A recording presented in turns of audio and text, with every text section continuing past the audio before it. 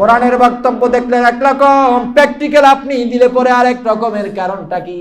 এর সত্যতা কোথায়, জবাবটা কোথায়? এর জবাব হচ্ছে ইনিল হুকমু ইন্না লিল্লাহ। নিশ্চয়ই সবকিছু একমাত্র শুধুমাত্র আল্লাহর হুকুম মেনে চলে।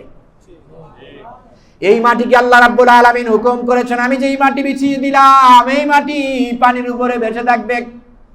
এই মাটি যেন নড়ে চড়ে না যায়, ডুবে না যায়। পানি রে আমার উপরে, তোর উপরে দেওয়া মাটি, এটারে সুবুক আকর্ষণ দিয়ে নিচে নিস না।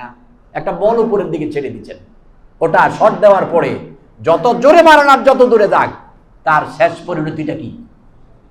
নিচে পড়ে যাবে। এর কারণ কি? মধ্যাকর্ষণ শক্তি। কি বলেন, তাই না? একটি আপেল ছেড়ে দিয়েছেন, নিচে পড়ে যাবে। এর কারণটা কি? মধ্যাকর্ষণ শক্তি। তাহলে মাটি, পানিকে আল্লাহ মধ্যাকর্ষণ শক্তি দিয়েছেন, মাটিকে গ্রাস করে তার নিচে নিয়ে যাবে। কিন্তু আল্লাহ বললেন, এই পানি তোর এই মধ্যাকর্ষণ শক্তিকে বন্ধ করে দিবি, আমার বিছানো মাটি যেন তোর নিচে চলে না যায়। সুবহানাল্লাহ, সুবহানাল্লাহ, সুবহানাল্লাহ, সুবহানাল্লাহ। কোরআনের গান দিয়ে হাদিসের আলোকে সত্য পথে যেন থাকি অবিচল, তোমার ছায়া তলে করগো কবুল প্রভু, তোমারে অধম বান্দাকে। এজন্য তোমার 100 বছরের অপরাধ আমি আল্লাহ 1 সেকেন্ডে মাফ করে দেব। আল্লাহু আকবার। তোমার 100 বছরের অপরাধ আমি আল্লাহ 1 সেকেন্ডে মাফ করে দেব। অতএব বান্দা, শর্ত হলো ফিরে আসো, ঈমান আনো। কি করো? ঈমান আনো। আমার ভাইরা, আমাদের নীতি নৈতিকতা, আমাদের শিক্ষানীতি, আমাদের সংস্কৃতি, আমাদের ধর্মনীতি, আমাদের রাজনীতি, আমাদের পরিচালনা, ব্যক্তি, পরিবার, সমাজ, সব কিছুতে আমাদের ভুল আর ভুল। আল্লাহর আইন থেকে আমরা অনেক দূরে। এই জমিন কার? আওয়াজ করে বলেন, এই জমিন কার? এই জমিন কার? তাহলে আইন চলবে কার? কিন্তু চলছে কার? ব্রিটিশের, ইংরেজদের, অমুসলিমদের। কত বড় দুঃখজনক কথা, কত বড় দুঃখজনক কথা। বাঘের পিঠে কুকুর চড়েছে, সিংহের পিঠে কুকুর চড়বে তা তো হতেই পারে না, কারণ সিংহ তো বনের রাজা। কি বলেন, সিংহ বনের রাজা না? তো সিংহকে চড়াচ্ছে কুকুর। আফসোস, আমাদের মুসলিম জাতি পৃথিবীর শ্রেষ্ঠ জাতি।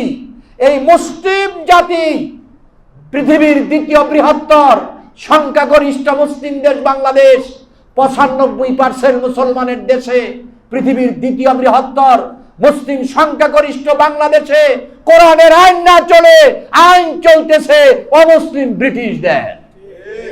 আর আমরা সেই আইনের গোলামি করছি। এক দলের পর এক দল নির্বাচিত হচ্ছে, আর ওই আইন নিয়েই চলছে।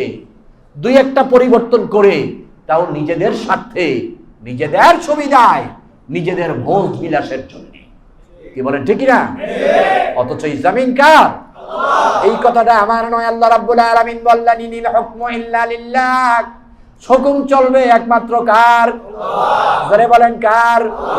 এই জন্য আল্লাহ রাব্বুল আলামিন বলেন, সৃষ্টি আমার, হুকুম চলবে আমার। ও দুনিয়ার মানুষ, এই পৃথিবী আমি তৈরি করেছি, এই আসমান আমি তৈরি করেছি। ভাই, ছোট্ট একটা মসজিদ, দুই দিকে দেয়াল আর পিলার, আবার মাঝখানে পিলার। এই পিলারগুলো না থাকলে সুন্দর হতো না? এই যে মাঝের পিলারগুলা কিন্তু দুর্বল হয়ে যেত, দুর্বল হয়ে যেত। আমোদ ছাড়া, এই পিলারকে আরবিতে বলা হয় আমোদ, ভীম, পিলার। এই পিলার ছাড়া কোন ঘর, কনস্ট্রাকশন, কোন বিল্ডিং তৈরি করা, ছাদ আটকে রাখা যায় না। যায় নাকি? ছোট্ট 6টা করে 12টা টিনের ঘর গ্রামে আছে না? মাত্র 6 ফুটের 6টা করে 12টা টিন। এর মধ্যেও কম করে হলো 6টা করে 12টা পালা পিলার। না, পিলার ছাড়া সম্ভব? সম্ভব না। অথচ আল্লাহ রাব্বুল আলামিন বলেন, তোমরা এখনো কেন আমি আল্লাহকে চিনো না? ওয়া ইলাস সামাই কাইফা রুফিয়াত। ও দুনিয়ার মানুষ, তাকায়া দেখো, এত বড় বিশাল আকাশটা আমি ছাদ বানায় দিলাম। কয় তালা? আসমানটা কয় তালা? 8 তালা। 7 তালা না, 8 তালা। আসমানটা কয়তলা? আল্লাযী খালাকা সাবআ সামাওয়াতি, এই আসমান জমিন, উপরে 7টা আসমান, নিচে 7টা জমিন। তাহলে 7 আসমানের উপরে আরেকটা আছে, ওইটা কি? আল্লাহর আরশ। ওটা কি আছে? তাহলে কয়তলা হলো? এই যে এত বড় বিশাল 8তলা ভবন, সীমানা কখনো খুঁজে পাবেন নাকি? এই পৃথিবীর মানুষ কিয়ামত এসে যাবে, সীমানা খুঁজে পাবে না, দূরত্ব খুঁজে পাবে না।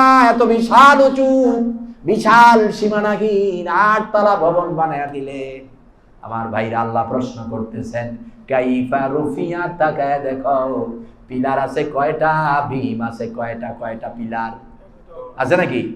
দেখো রে দুনিয়ার মানুষ, আমি আল্লাহ এত বড় বিশাল 8তলা আকাশগুলাকে কেমনে করে আটকায় রাখলাম।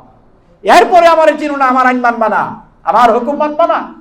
ও মুসলমান, ও আমার মুসল্লিয়ানে কেরাম, পানিতে মাটি ভাসে না ডুবে? কথা বুঝে জবাব দেবেন। পানির উপরে মাটি ভাসে না ডুবে? সবাই তো বলতেছেন এর মানে জানেন না। পানির উপরে, পানিতে মাটি ভাসে না ডুবে? কিন্তু আমি বলি ভাসে। আমি বলতেছি কি ভাসে। আপনি কি মানবেন আমার এই কথাটা? হ্যাঁ, আল্লাহ রাব্বুল আলামিন বলেন, তাকায়া দেখো, ওয়া ইলাল আরদি কাইফা সুতিহাত, এই জমিন কেমন করে আমি পর্যবেক্ষণ করলাম, বিছায়া দিলাম, বিছানা করলাম। আমার ভাইয়েরা, বিজ্ঞান বলছে এই পৃথিবীর 4 ভাগের 3 ভাগ পানি আর 1 ভাগ মাটি। এই 3 ভাগ পানি কি মাথার উপরে না জমিনের নিচে? পানি কি উপরে না নিচে? বলবেন হুজুর, বৃষ্টি উপর থেকে আসে, নিচের থেকে পানি জলীয় বাষ্প হয়ে যায়, তাহলে পানি কোথায়? নিচে। তাহলে যেই মাটির উপরে আপনি বসে আছেন, এখানে মাটি বেশি না পানি বেশি? অতই পানির উপরে এই মাটি বাসায় রাখছে কে? এক টুকরা মাটি বের করে এই পৃথিবীর জমিনে, যার নিচে পানি নাই। হয়তো কোথাও 250 ফিট, কোথাও 1200 ফিট, কোথাও 60 ফিট, কোথাও 1500 ফিট, কিন্তু পানি আর পানি এই জমিনের নিচে। কি বলে, ঠিক না? তাহলে অথই পানির উপরে এই মাটিগুলো ভাসায় রাখলেন কে? আল্লাহ। কে রেখেছে? আল্লাহ। ওই আল্লাহর আইন মানবা না, ওই আল্লাহর বিধান মানবা না, ওই আল্লাহকে মানবা না, মানবাটা কি? মানবাটা কি? প্রিয় ভাইয়েরা আমার, শুধু তাই নয়, আবার তাকায় দেখেন, এই যে একটু আগে আপনারা বললেন পানির উপরে মাটি ডুবে যায়, এটা আবার তাকায় দেখেন তাই ঠিক। আপনি এখান থেকে একটু মাটি নিয়ে পানিতে ছেড়ে দেন, ডুববে না ভাসবে? তাহলে কারণটা কি? আল্লাহ কোরআনে বললেন পানির উপরে মাটি ভাসে, আবার আপনি মাটি ছেড়ে দিলে ডুবে যায়। কথাটা একরকম না দুই রকম? কোরআনের বক্তব্য দেখলে একরকম, প্র্যাকটিক্যাল আপনি দিলে পরে আরেক রকমের। কারণটা কি? এর সত্যতা কোথায়? জবাবটা কোথায়? এর জবাব হচ্ছে ইনিল হুকমু ইন্না লিল্লাহ। নিশ্চয়ই সবকিছু একমাত্র শুধুমাত্র আল্লাহর হুকুম মেনে চলে। এই মাটিকে আল্লাহ রাব্বুল আলামিন হুকুম করেছেন, আমি যেই মাটি বিছিয়ে দিলাম, এই মাটি পানির উপরে ভেসে থাকবে। এই মাটি যেন নড়ে চড়ে না যায়, ডুবে না যায়। পানি রে আমার উপরে, তোর উপরে দেওয়া মাটি, এটারে সুবুক আকর্ষণ দিয়ে নিচে নিস না। একটা বল উপরের দিকে ছেড়ে দিচ্ছেন, ওটা শট দেওয়ার পরে যত জোরে মারেন আর যত দূরে যাক, তার শেষ পরিণতিটা কি? নিচে পড়ে যাবে। এর কারণ কি? মধ্যাকর্ষণ শক্তি। কি বলেন, তাই না? একটি আপেল ছেড়ে দিয়েছেন, নিচে পড়ে যাবে। এর কারণটা কি? মধ্যাকর্ষণ শক্তি। তাহলে মাটি, পানিকে আল্লাহ মধ্যাকর্ষণ শক্তি দিয়েছেন, মাটিকে গ্রাস করে তার নিচে নিয়ে যাবে। কিন্তু আল্লাহ বললেন, এই পানি তোর এই মধ্যাকর্ষণ শক্তিকে বন্ধ করে দিবি, আমার বিছানো মাটি যেন তোর নিচে চলে না যায়। সুবহানাল্লাহ, সুবহানাল্লাহ, সুবহানাল্লাহ, সুবহানাল্লাহ। আবার পানিকে বলে দিয়েছেন, মাটিকে বলে দিয়েছেন, এই মাটি উঠায়া মানুষ যদি পানির উপরে ছেড়ে দেয়, তাহলে স্বভাব মতো ডুবে যাও। এজন্য তারা হুকুম মানে কার? আল্লাহ। এই বিশাল জমিন আল্লাহর একটা হুকুমে যদি আজীবন পানির উপরে ভাসতে পারে, মাটি দাম কি বেশি না কম? এমনি মানুষের কাছে মাটির কি দাম? ও তো মানুষের পায়ের তলার জিনিস। মাটি যত দামি হোক, ওটা মানুষের পায়ের তলায় থাকে। কি বলেন, ঠিক না? তাহলে ওই মাটি যদি আল্লাহ রাব্বুল আলামিনের একটা হুকুমে পানির উপরে ভেসে থাকতে পারে, আপনি আমি আশরাফুল মাখলুকাত আল্লাহর 1000 হুকুমের পরও তার আইন থেকে দূরে চলে গিয়েছি। তাহলে আপনার আমার চাইতে অকৃতজ্ঞ না ফরমান আল্লাহর বিদ্রোহী আর কে হতে পারে?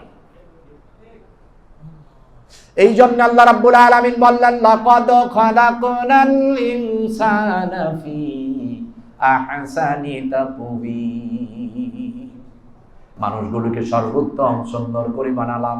আশরাফুল মাখলুকাত লাকাদ কাররামনা বানি আদম। আবার আল্লাহ রাব্বুল আলামিন যেই মানুষ আল্লাহর হুকুম মানে না, আল্লাহর আইন মানে না, আল্লাহর বিধান মানে না, ওই মানুষগুলোকে আল্লাহ রাব্বুল আলামিন বললেন থুম্মা রাদাদনাহু আসফালা সাফিলিন। এই মানুষ আল্লাহকে অমান্য করার কারণে, আল্লাহর বিধান আল্লাহর আইন না মেনে মানব রচিত আইনে চলার কারণে এই মানুষ নিচ থেকে এত নিচে সাফিলিন, একেবারে পদতলে জান্নাতের নিম্ন স্থানে চলে যায়। এই সাফিলিন কুকুরের চাইতেও খারাপ, শুয়োরের চাইতেও খারাপ। প্রাণীদের মধ্যে আমরা জানি শুকুর একটি মারাত্মক খারাপ প্রাণী, কি বলেন ঠিক না? যা নাজাসাতে খাফিফা, ওই কাপড়ের মধ্যে তার গা ঘষা খাইলেও কাপড় ধোয়া লাগে, নাপাক হয়ে যায়। অথচ আল্লাহ বললেন উলাইকা কাল আনাম বাল হুম আদাল। এই মানুষগুলো যদি আমার আইন না মানে, আমার বিধান না মানে, কোরআন বুঝে কোরআন দিয়ে জীবন না চালায়, তাহলে আমি আল্লাহ ঘোষণা করলাম এই মানুষগুলো চার পাওয়ালা শুয়োরের চাইতে আরো খারাপ। এই ঘোষণা কার? এই ঘোষণা কার? আল্লাহ তাআলার। তাহলে আপনাকে বিধান মানা লাগবে কার? আইন মানা লাগবে কার? আসতে হবে ইসলামের সুচিতল ছায়াতলে, ঐক্যবদ্ধ হতে হবে আল্লাহর কোরআনকে হাতে নিয়ে, ঘুম থেকে জাগতে হবে ইমানি বলে বলিয়ান হয়ে, চিৎকার করে বলতে হবে জমিন যার আইন চলবে তার। আল্লাহর আইন চাই, সৎ লোকের শাসন চাই, ইসলাম ছাড়া কোরআন ছাড়া আর কিছু মানি না, মানবো না। এই কথার মধ্যে যদি একমত হতে না পারেন, আর ইউর মুনাফিক, আর ইউর মুশরিক, আর ইউর কাফের, আর ইউর মুরতাদের মুস্তাদ, আপনি ওই সকল পথগ্রস্তদের মধ্যে পড়ে যাবেন। আপনাকে মুসলিম হতে হলে, আপনাকে ইমানদার হতে হলে, মুসাদ্দিক হতে হলে, মুসলিম হতে হলে, মুহসিন হতে হলে, জান্নাতি হতে হলে আপনাকে চূড়ান্ত সিদ্ধান্ত নিতে হবে এডমিশন দ্য কমপ্লিট ইসলাম। আমি পুরোপুরি ইসলামের ভিতরে প্রবেশ করলাম যখন ইসলাম যেখানে, আল্লাহর আইন আল্লাহর বিধান যখন যেখানে, আমার জীবন, আমার কর্ম, আমার চিন্তা চেতনা তখনই সেখানে। তবেই আপনি কি মুসলিম, তবেই আপনি কি